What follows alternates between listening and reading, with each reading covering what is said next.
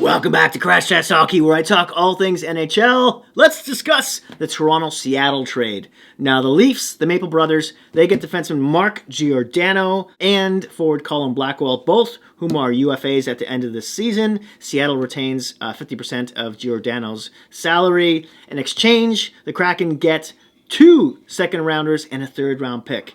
And really, as a Toronto fan especially, I like this trade. It's not the most ideal player. I was hoping they'd pick up a rough, bruising, heavy-hitting right-shot defenseman, but this is pretty good. They didn't overpay, unlike Florida, who had to throw a first in for Sherratt. Everybody wins here. Now, I'll start with Mark Giordano, who's 6'1", 200 pounds, from Toronto, Ontario. That could be part of the trade. Him having a modified no-trade clause and putting pressure on Ron Francis to send him to his hometown. He's 38 years old, by the way. He'll be 39 in October. In 55 games with the Kraken, he's got 6 goals, 23 points, is a minus 21. But he's been playing almost 22 minutes a game, this guy, and he's on their penalty kill unit as well for a team that's near the bottom of the league. You have to forgive him for that one. He's been a plus player for the most part in his past 5 seasons before that with the Calgary Flames. He also has 23 games of playoff experience. And he's a leader, of course. He was a captain in Seattle and in Calgary. Now, although he's lost a bit of an offensive step, he still has almost elite defensive metrics. All that translates to the fact that he kills cycle plays. He's got a really low turnover rate as a defenseman, one of the best in the league, and he's got a good first pass out of the zone. Looking at hockey analyst Megan Shayaka off on Twitter, at Megan Shayaka, if I'm even pronouncing her last name properly, probably not. Some of his strengths are he's involved across all zones, his poise with the puck, creating offense in transition, pinching / keeping pucks alive in the offensive zone, defending well positionally, and keeping opponents to the outside. The question is where he slots in on this team, and I've got a few ideas. Now, the obvious seems to be Morgan Rielly continues to play with Lyubushkin as the top pairing, and then slot Giordano next to his old buddy and TJ Brodie on the second. And on the third pairing, for now anyways, you'd have Sandin and Hull. When Muzzin comes back, that's when you start mixing and matching. You can just place Muzzin on the bottom pairing and let him work his way back into the lineup, playing lower minutes because he's taken a bit of a step back this year overall, really. And remember that he's coming back now from his second concussion. You can play him with Hull and or Sandin, or you put TJ Brodie back alongside Morgan Rielly on that first pairing where he's played most of the season, and have Muzzin play with Lyubushkin, the Bash brothers, as that second pairing, and Giordano on the third pairing next to either Hull or Sandin.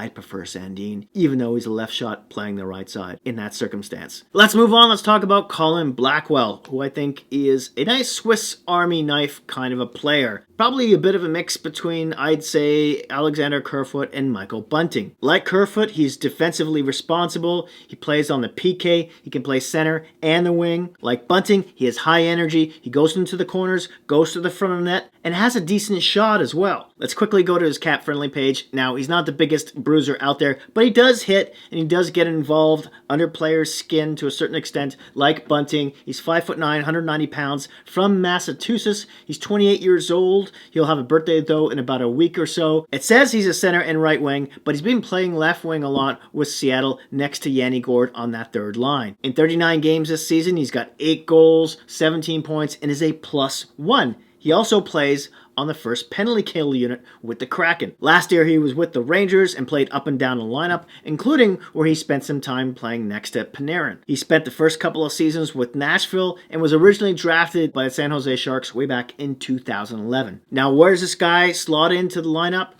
Originally, I was hoping for more of a bigger bruiser kind of a player like Lawson Krause or something, but Colin Blackwell has got a lot of heart. He brings a lot of energy. Let's see at first if they slot him next to JT and William Nylander. See if they can get that line going. JT has revived a bit in the past little while. Nylander, as talented as he is, seems to be just disinterested sometimes out there, and just he lacks that urgency to his game. So maybe Blackwell will help up the energy level for everyone on that line.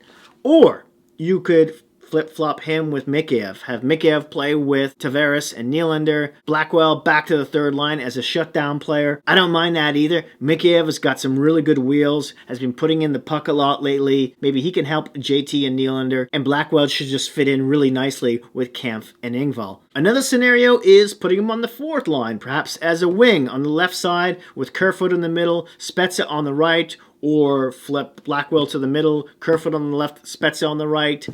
Where does Simmons fit in all this? I don't know if he does. He may be an extra right now. As you know, he's been a healthy scratch for the past couple of games or so. Like Nylander, he's been lacking some urgency to his game. You don't see him using his body as much as you'd like to, but I'm sure he'll get another chance. Nick Robertson, also on a side note, was sent back down to the Marlies. Let's see if he gets called back at some point if there's an injury.